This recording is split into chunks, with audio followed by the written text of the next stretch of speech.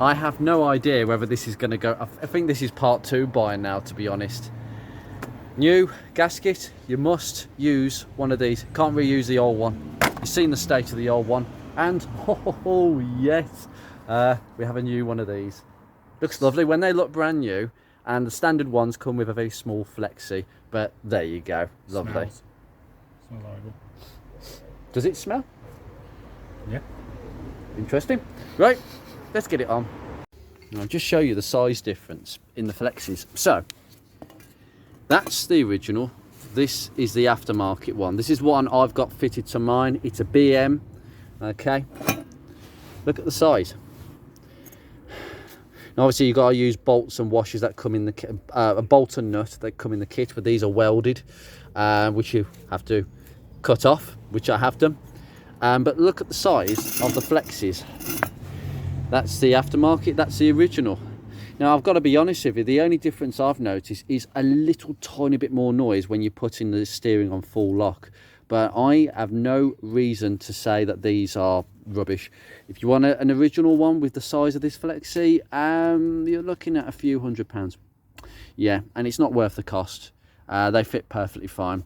There are only sizable differences. So this piece is slightly bigger, this piece is slightly smaller, but overall it's still the same sort of branching, and these are where they need to be. There is a little size bolt for if you've got a little screw. If you've got your heat shield, there's a little screw. They've got the 2 screws. You've got one there and one there that your heat shield goes into. And there's a small one at the bottom that frequently snaps. And mine has snapped in the past, and I've had to re-tap that thread there. So be careful of that. And then you've got your lambda sensor. Anyway, let's get it on. Right. Manifold, heat shield. Well, gasket, I should say. Right, now, question, which way? Flat side. You must use the flat side on the engine side, not the curvy side, the flat side, okay? Now remember, this is the way it goes in like that. 1, 2, 3 at the top and 2 at the bottom. These are 15s, these are 15s, and that's a 13. This one is the one that's come out with the stud. Yeah, so we might have to have a think about that one. I may try and get that off. If I can't, I can't, but I'll try. That's the main thing. Anyway, just put it straight over. You'll just feel it go over the studs. You might have to do a bit of feeling because you just can't see, and that's the biggest problem with these. Just slide it on over the threads. That might drop off again. It might drop off before I put this down, but we'll put this down straight away. So there's no real rule of thumb about this, but just be careful of everything. And the fact is, it's a good job we didn't put the rocker cover back on, because with the rocker cover, and I have done it with the rocker cover on, there's even less space to angle it down. But we've got an advantage now. So just put it between the end of the subframe, and then if you can try and get it on the threads. And what you might have to do is just leave it there, and then you might just have to temporarily get a bolt in. And this is the old bolt. I'm going to take this out later on, but this is just for the purposes of getting it on. So you might need to do a bit of wiggling to get it over the threads. So,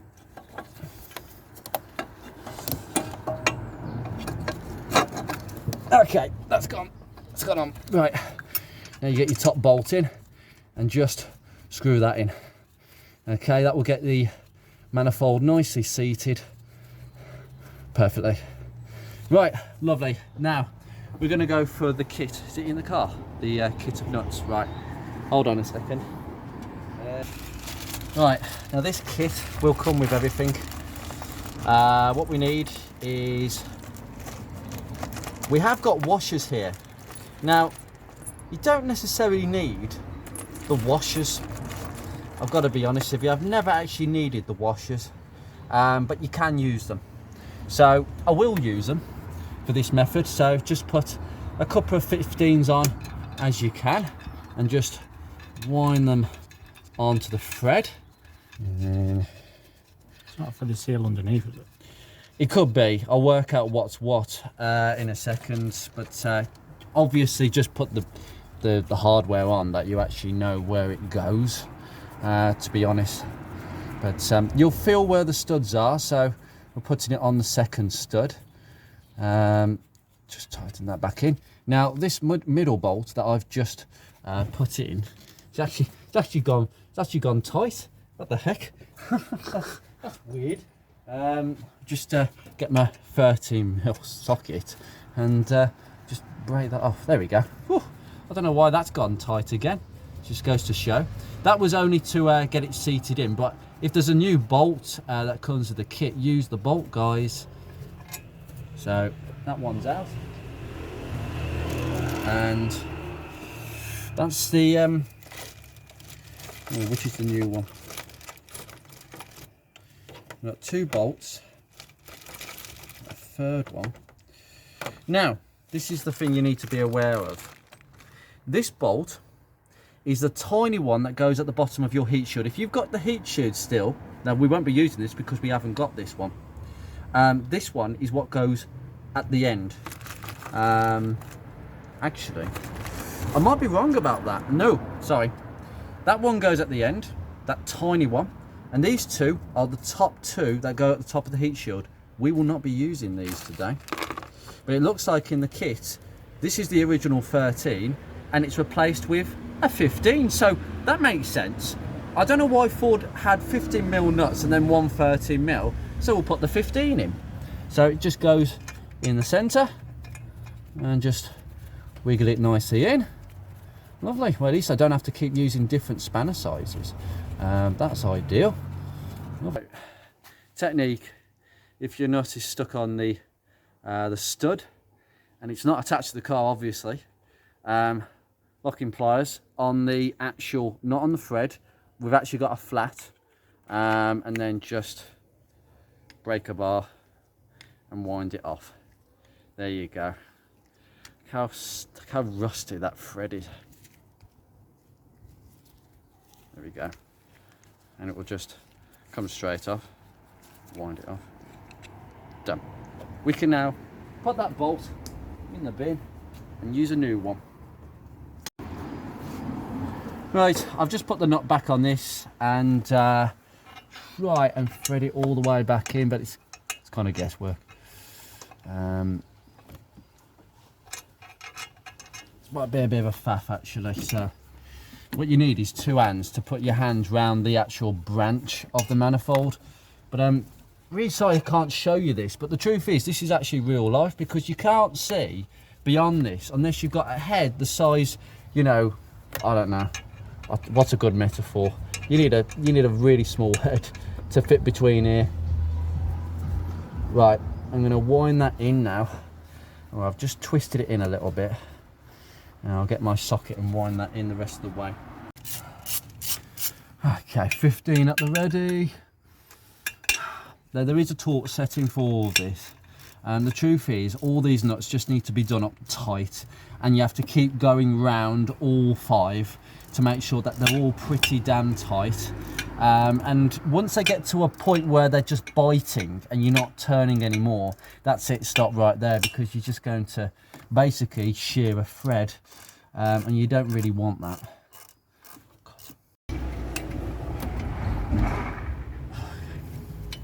Okay, right, so all the bolts are now clamped down.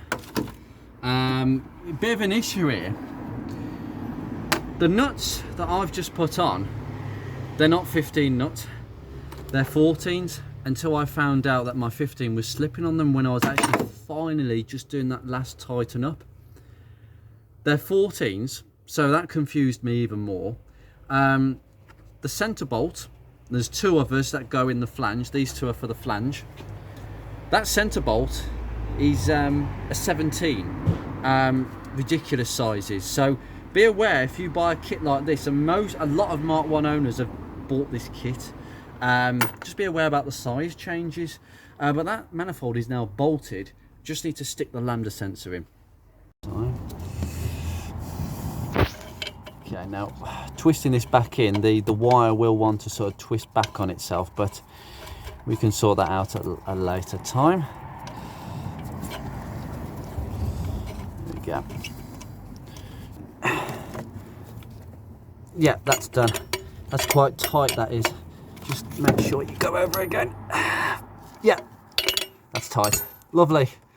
Right, now we've got to go to the flange. Right, flange. Be prepared because you're going down under there. So have everything to hand. So this is a 17mm, this is a 14mm, okay? They go through that flange. Now, curvy or flat? Truth is, I like to put the flat side on the manifold side and the curvy on the cat. It doesn't really matter, it is crushed. So we're going to twist using 14 and 17mm spanners. You can use sockets, you can use spanner, socket, you just need the right sizes on either side and you just twist against each other until you get to a stop. Let's go. Oh, not quite. There we go. Done. Got it all kind of going through. Okay. Right, there is a bit of a gap at the moment, but don't worry, it will tighten up when we put these bolts on. Well, these nuts I should say on the other side. So get this right, and then you've got to sort of hold with one. Make sure you hold with one and go with the other. Right, I'm having a bit of a problem with this side at the moment, so I'm just going to tighten this side up just a little bit, because I think we've got a little bit of a, wow, it can fight you a little bit. This is a frustrating part of the process.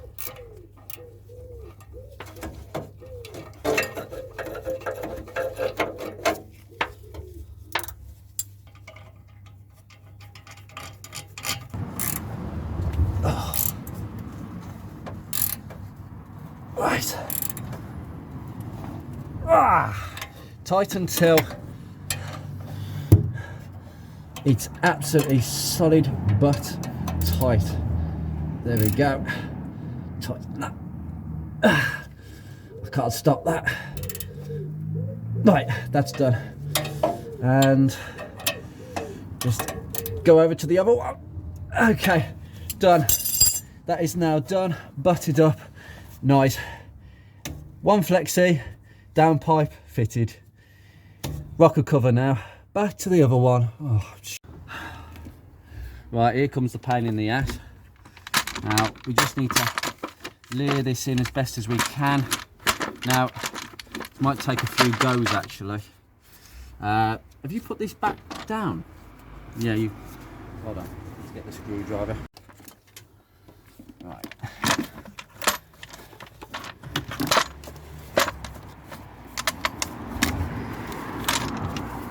I really wish it was easy, but it's not on a Mark 1 to do this.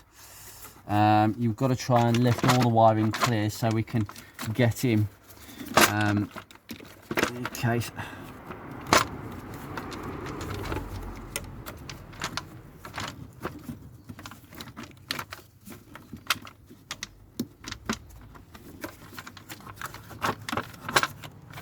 Yeah, it's a bit fighty with me.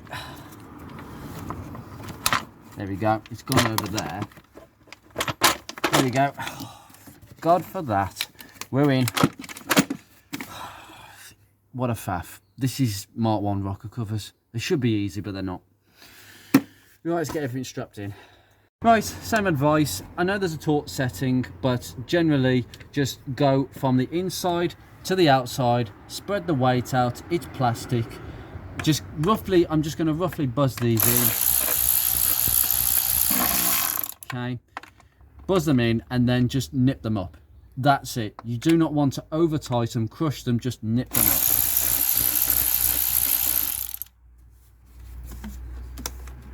One down here.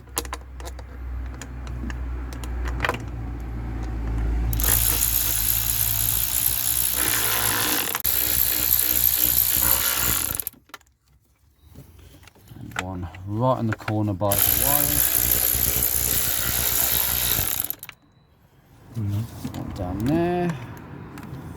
can get my ratchet straight in there. It is a bit of a fuddle with all these. I have to just reduce my socket a bit. Oh, get out of the way. There's so many things in the way. Right. As far as I'm concerned, once you've actually tightened all the bolts up, just go over these. Yeah, it's fine. Right, what you might find is that once you've done the ones on the outside, the ones on the inside might be a bit loose, so just go back over them and just nip them up just a little bit. There we go, that's it. That's now nicely set. I've just put the electrics for the injectors back on and the throttle position sensor. You just got to reroute everything now. Now I've just got to push that back. There is something that has dropped on the floor for this pipe. We'll get that in a second. But you can put your spark plugs back on now. So it'd be very obvious where they go. Number 4 and number 3. Put that back in and just reroute it rather nicely. And obviously coolant temperature sensor. Now actually the difficult thing might be is getting it on. So you might have to take number 3 out and then just pop this all the way down. Now what you might want to do is just pull back the grommet just a little bit, okay? Just pull it back gently. Gives you a bit more play.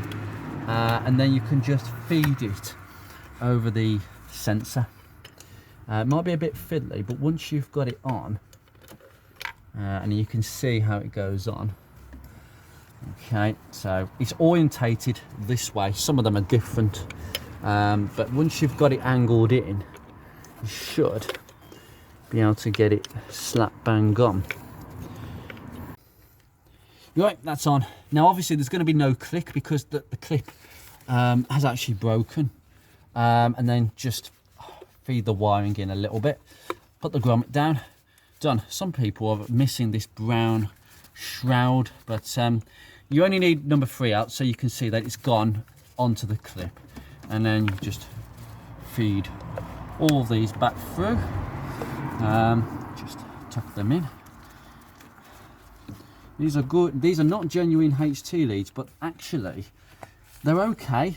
I think they're a bit long. Some of the aftermarket HT leads are a little bit long, so they get a bit sort of squiggly, banana shaped a little bit. Anyway, this wiring, just need to hook that back in. I'm a bit, obviously I might put some tape over this because there's some exposed wiring here, but overall I'm not overly concerned about that. So just do a few checks. Obviously we've got a breather hose to put back on.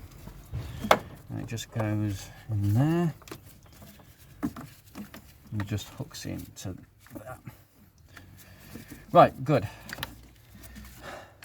Done. Right, Airbox. Now this clip, I'm not happy with this clip, so it's going to come off, and I'm going to show you how to put a genuine clip on. Right, Airbox back on. Now obviously we're going to have to put this back in. Just put this on the bottom bit, and it really will just slot back in. It will just slot over the air intake. Just get it on the legs and it will just pop back in. Now ideally this clip you need to put it on before. This is a genuine Ford clip. You've got this bit that goes in, just pull it so it's far out. We have a slot just here which slots in with that, so just pull that back there. And you'll get a good compression fit. I'm not going to replace the other one because that looks quite shiny, that Jubilee clip, and to be fair I've tried to do this down there and it is a bit of a pain. So I will replace the nasty Jubilee clip with one that is better. Now, truth be told, there's a couple of tools you can use. I'll just use this and it might work first time. You just bend it, there we go. Oh no, not quite. Just get the teeth and try and get it over. There we go, done. It's actually clipped straight over there. So you see that? To get it off, you just get a picking. But to actually crimp it, just crimp it like that, 2 sides, done. That is all done. And now, Nick, what other jobs have you got for me? Colour ball. Yeah, your camera work needs a bit of work. Right, Nick wants to have a bit of a start-up. Go on then, start her up.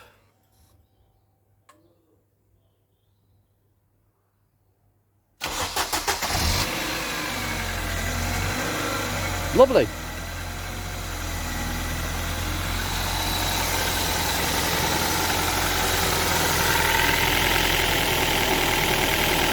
Oh, smells a bit metallic-y.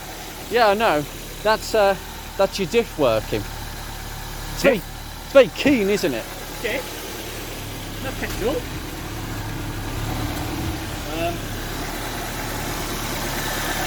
I think the engine will smoke. Yeah, it will smoke. That, don't be alarmed if you see this. This is the coating from the exhaust. That's the coating. Don't worry about it. There is no leak. We'd know if there is a leak. It would sound really bad if that wasn't tightened.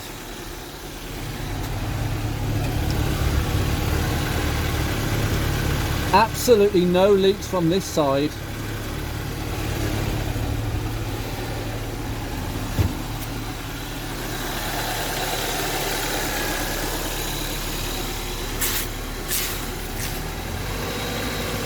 What would happen now?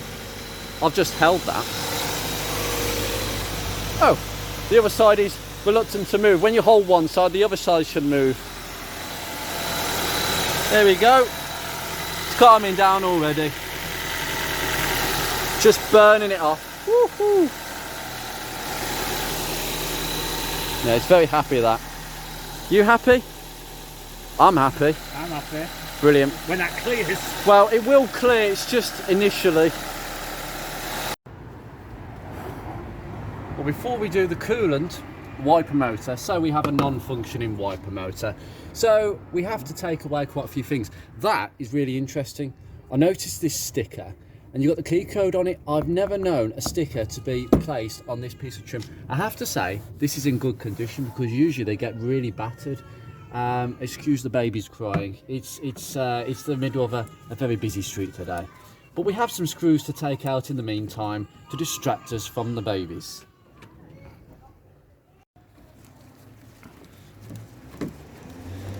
Go. So we got two usually screws, and we got a third screw up here. I don't know why I'm still holding that.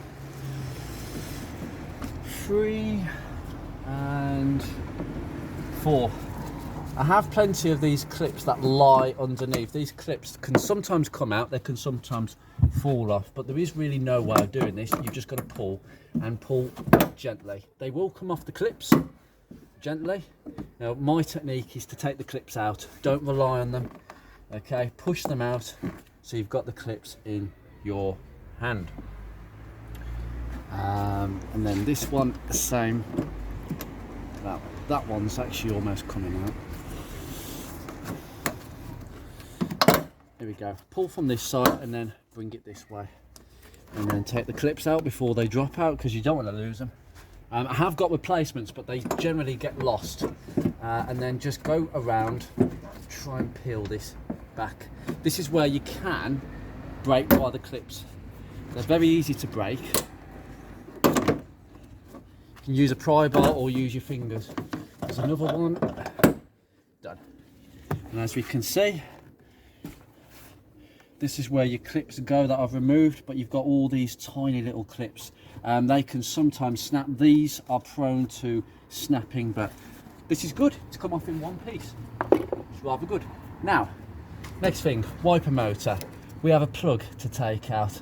So literally just put your fingers in. Might need a bit of a screwdriver to help me do this. There we go, just push this tab and it comes out, okay? Now obviously we haven't disconnected the earth. Please guys, don't worry about this. We have the earth point, which is just here.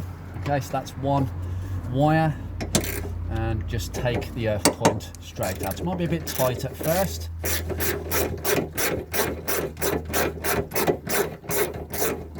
If you're going to do this, obviously disconnect the battery, but we haven't got time for that. No, we haven't. We cannot be bothered. That's a disclaimer. We cannot be bothered to disconnect the battery. and it's really not worth it. So we've got the 2 earths, and they come together like that. Okay, well, that's the earth bolt. I'll just pop that there. Now we've got 1, 2, 3 holding it on. There is one thing that I have forgotten to do, which might be a bit of a problem removing it. Yeah, you guessed it. You need to take the 13mm out the wiper. Now this is actually parked quite low. I think it should be higher than that. So someone's taken this off in the past. But it's just a 13mm nut. There we go. Take that nut off. Well, maybe not put it on there because I'm going to open up the tailgate very soon. Just put it there. There should be some sort of washer underneath. But ideally, this doesn't get stuck. I could be wrong here, but there we go. That's off now, and you should be able to just give it a bit of a wiggle. I think what I would do, I've got the keys. I'm going to shut the boot and just use that without battering my own camera to try and clear away. Might take a few goes this to get it off. Ooh, this is very well stuck on. Right, if you've got this issue, do this. This is really stuck, this is. Oh, oh, yeah, that's gone. Come on. Oh, come on, come off. Still, there we go. Oh my God. Oh, you see that in there? All the splines are just get a bit of a coating. But now I've broken that off, that'll be far easier to remove in future. I've got a feeling that that's never come off the car. So now we can go to the other side. Open the boot, obviously. That would help. And we can get on. We're getting this motor straight out. Now, oh, I forgot, we've got 8mm bolts, not 10. These can be quite tight. Let's just take all 3 out. The whole thing will just drop. Okay. And that's 1. That's 2. Now, it will be stuck in. It won't automatically drop this. Sometimes it does, but I don't.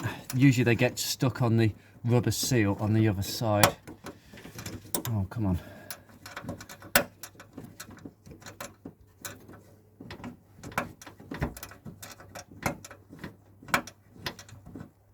There we go. I don't know why that's kind of stuck in there, and just pull it through.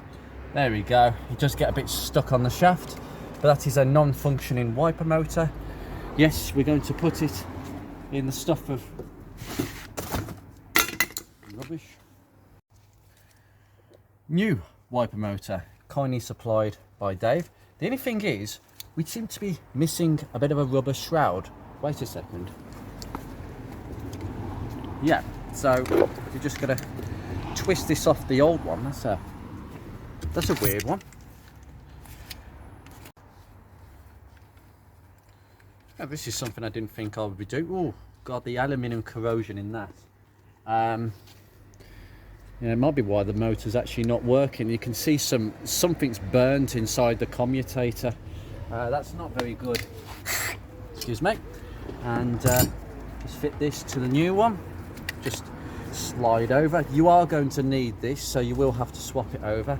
But anyway, so we orientate it this way, obviously. No, we don't. We orientate it this way. You'll see the bolts straight away. Just push it through. Lovely. And then we can just line all the bolts up. And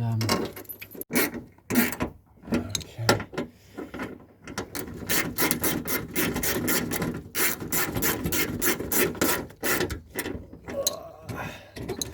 Earth bolt that they both go into. That's kind of really important. So just place them back in. Make sure it's not caught or anything. So let's just swap this for 10mm.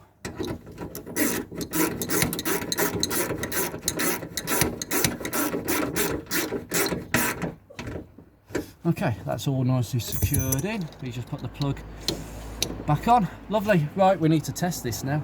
Right, you working that? Yeah. Oh yes. Oh, you've given me a bit of a wash as well. Thank you very much. I could do with a wash. Right. Okay, now I prefer the wiper arms. So some people, yours was like that. Some people have, I've seen it where people have it like that. It doesn't matter because unless it's like up to this point, it's not going to go down here. I've seen that on one where it's like that and they put it on and it wipes half the boot. So it's quite hilarious. But you've got to kind of it's trial and error. I was really funny with mine. It took several goes to get it on.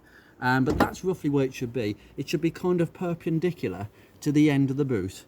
Well, parallel I should say. I was never a strong one for maths. But just put your nut back on, as easy as it goes on, just tighten it back in, and there's no need to press this in. The nut will just squeeze down on it, really nice. And just tighten it up till it's quite tight. We want it tight. Yeah, that's okay, lovely. That's not coming off. What do you think? If you come around here, it's slightly more than I thought, but to be honest with you, if it's resting, there you go. I quite like that. Right, do you want to operate that now? And we'll see where it ends up. I just want to make doubly sure of this. I think that's where you go. No, thank you. I've already been clean once. Perfect. No, it's fine. That's how it should be. They're always slow. At least it works. Another one done. What's the date on that? 2nd of February 2002. If that's the correct date stamp, I mean, made in Spain, they're probably asleep. I'm only joking. If you're Spanish, don't take that offensively. The 19th of February too. So being an 03, that's it's not the first wiper motor this car has had in its life. It's always third parts with this car, isn't it? Yeah, literally. Third time lucky, I suppose. It certainly is with this.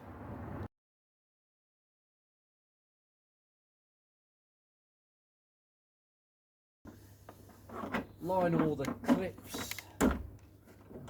Hopefully line it up.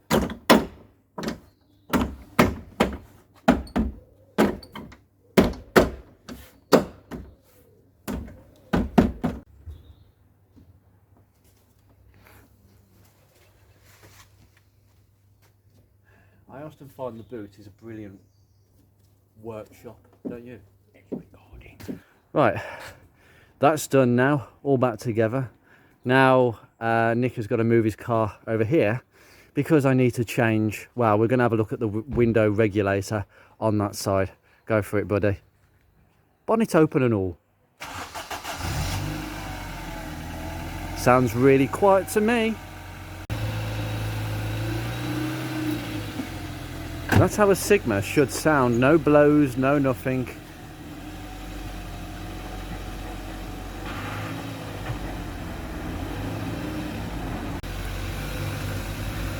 That sounds really sweet now. No blow, no nothing.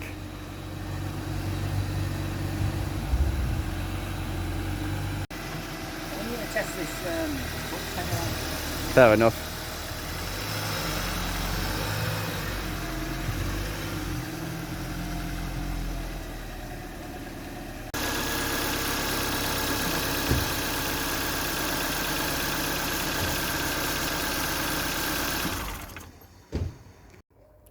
Right, so strange enough, Nick's fitted these new Ghia badges, but that's purple, and this one round here is red.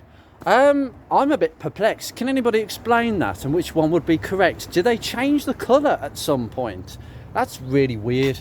But anyway, this window doesn't work and it's jacked up with wood. Well, you'd never know, to be fair. So to take this off, we've got a load of screws all the way around, Phillips screws.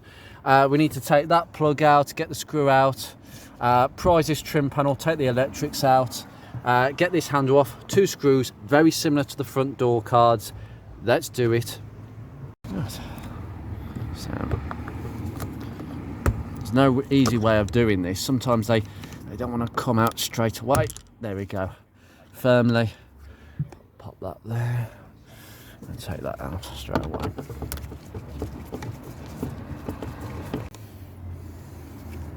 Right, now what we need to do is we've already someone's already gone in from the top side. You don't do it that way. You do it really from the bottom, but I usually get a pick in where you can't see. You get this pick and you get it in the bottom. Now I know that you're going to damage it, right, but you can't see it at the bottom. Right, now once you've pulled it just a little bit far forwards, again, just get a screwdriver and there we go. Once you've got your grip on it, you just pull it out. And we have then got 2 Phillips screws right at the end. You need a big Phillips screwdriver for this. Well, first problem of the day, whoever was in here to put the block of wood up, well, we've got a missing screw there, and this one is fractionally rounded. I can't get any of my screwdrivers onto that screw. Well, obviously not the flathead, but literally they just won't come, even with a bit of pressure. Now, what I'm having to do, and this is a top tip, if you've got an impact wrench and you haven't got an impact driver, you can convert it using that adapter. And I've got an impact driver bit, and we're going to see if I can just wind it back out. That should be the right size. I've never used this for doing this. Usually it's for driving screws. It's slipping a bit. Okay.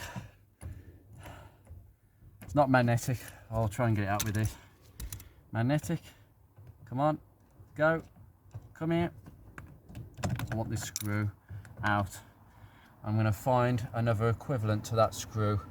That's not good. So this is now loose, so what we need to do is take the trim off. Now, to be honest with you, there's a way.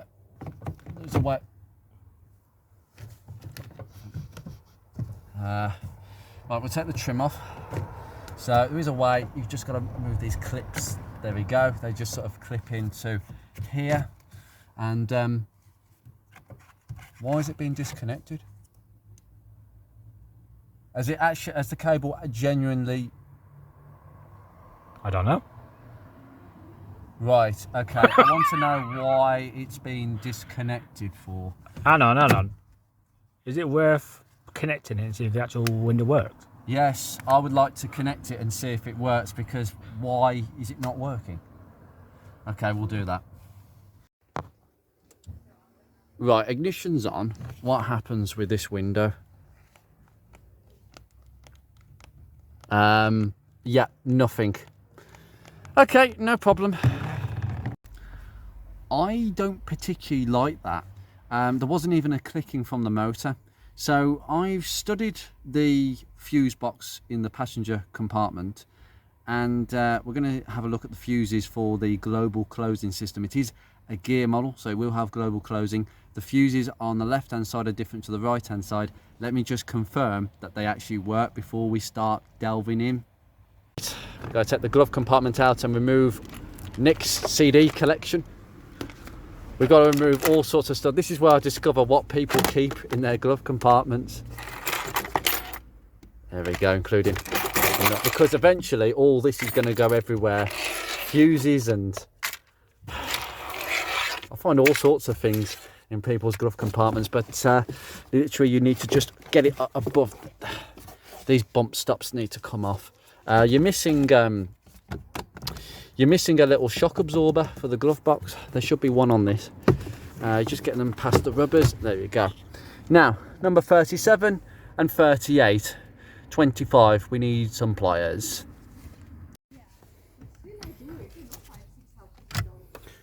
Right. This one looks absolutely fine.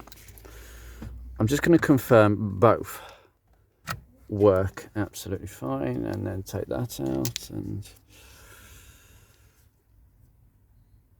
yeah, these are both fine. So we have a dead ringer regulator which doesn't even click. It's that bad. Some people say it's the switch. We can see if it is the switch by swapping it over from that side. Okay, what I've done is I've taken the switch out from this side. We know this switch works, okay? I want to know whether this switch works with this door and whether this one works with that door. Quite interesting. You just got to push these out. It took me a while to push. Oh, God, it's really hard to push these switches out. There we go. Right, this one is going in here. Okay, I'm going to put the ignition on. I'm just going to go to the front. Does it work?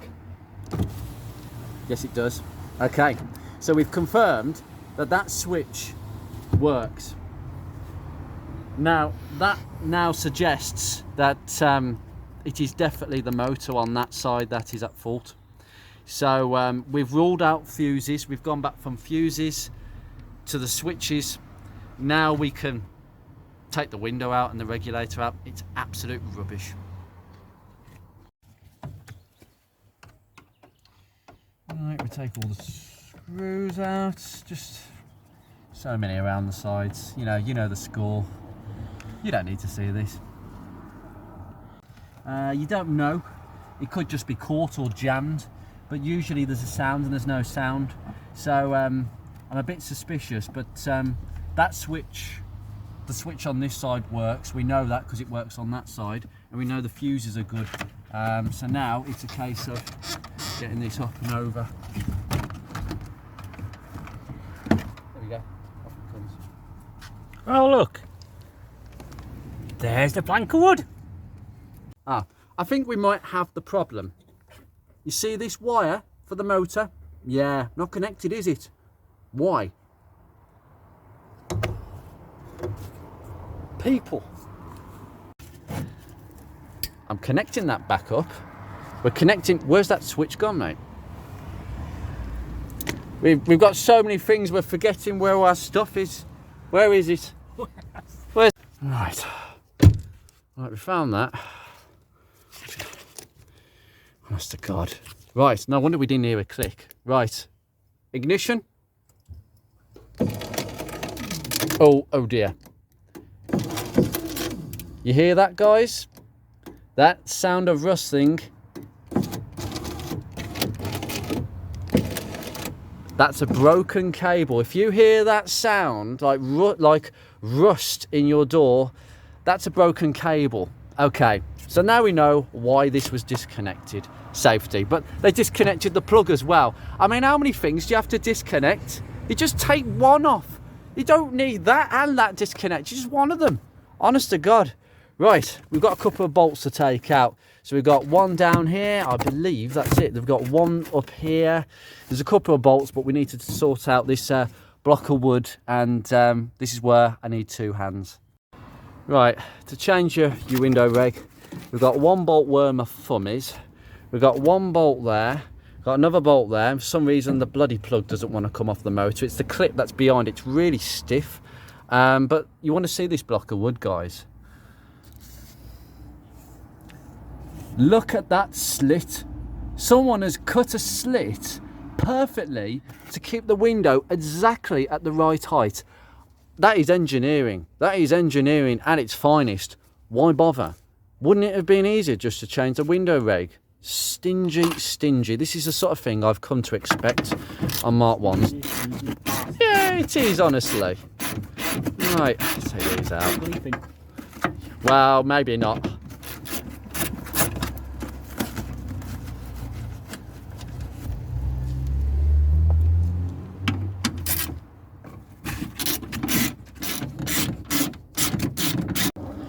Now, when I take this bolt out at the top, the window regulator is just loose, okay? But this window, just carefully supported by my assistant, it's supported by the block of wood, but we've got to take it off the block of wood. This might get a bit tricky. Just gonna loosen this a little bit. Now, there you go. Now that's dropped.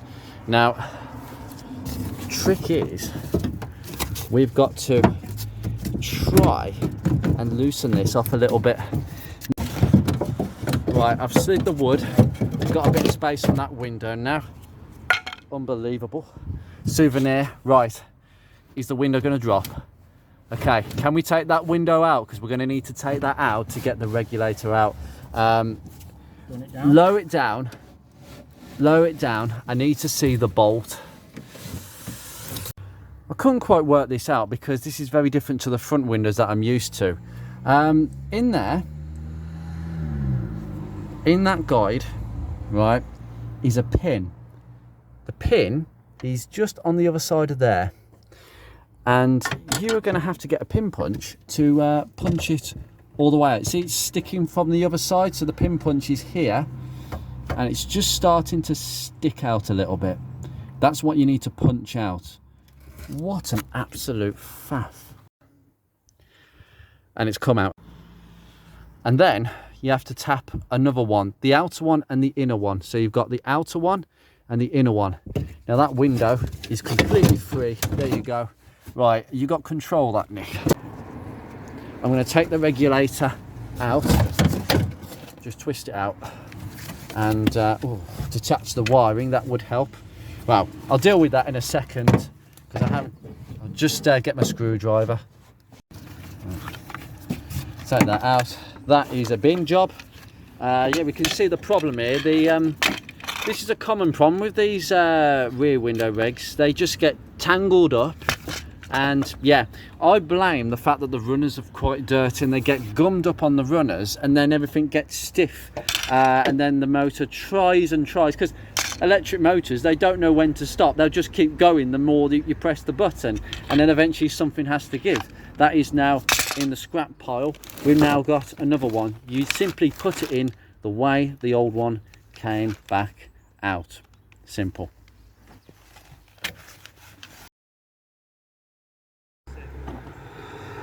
Why, oh why? Nick's got his head in my bucket, and I can't believe I never saw that.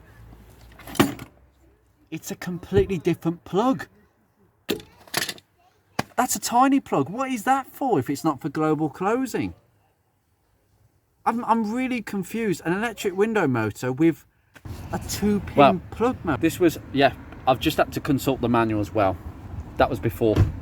This has been a bit of a failure, this has. It just goes to show that you have to be very careful what you buy on eBay, but there is no way of switching that motor onto there. Completely different mounting points. I thought so, but I just didn't visualize it until everything was off. So the motor's going to stay. That's going to go in the trash. This is probably going to be reassembled, and you just find out where you got it from and what the description was, because if they've got the description wrong, you can send that back to them saying they got it wrong. Sometimes you have to admit, I've just bought the wrong part, and most sellers will say, yeah, you can send it back, but at your own cost. So this is the world of cars, guys. I do excuse the sun here, yeah. So what I've done is I've stuck this piece of wood back in. The window's up, so please can no one try and break into Nick's car via the rear passenger window, because it's quite exposed. I'm going to put all this back in and put the door card back on. It is the reverse of this. Me and Nick are getting rather tired. We've got one more job that we must do, but as the Haynes manual says, refitment is the reversal of that process. So let's show people what we've got here. So it's the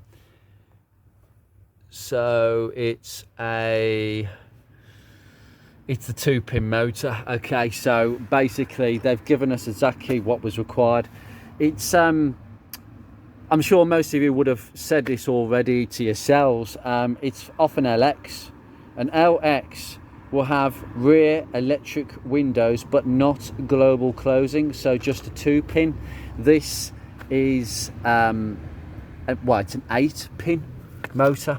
We're going to keep this. Keep that in your spares, Nick, because it works. Ideally, I'm not being funny, can you find one off the breakers, just a regulator? So what you need to do is find a gear, because the gears have global closing. So you need to find a gear for braking and ask them, can I have the regulator? I mean, they'll probably send you it with the motor, but we don't need the motor. So ask them about that. Yeah, really, we just need a regulator, because that will bolt and spline straight on with just these bolts, and I'll keep them with it. This is the thing with cars, we all get it wrong from time to time, and you just think, how stupid is that? I didn't even think. But to be honest, they're not going to label it as such. But yeah, LX models, 2-pin, Ghia, 8-pin global closing motor, which is a lot more complex by the control unit. Oh,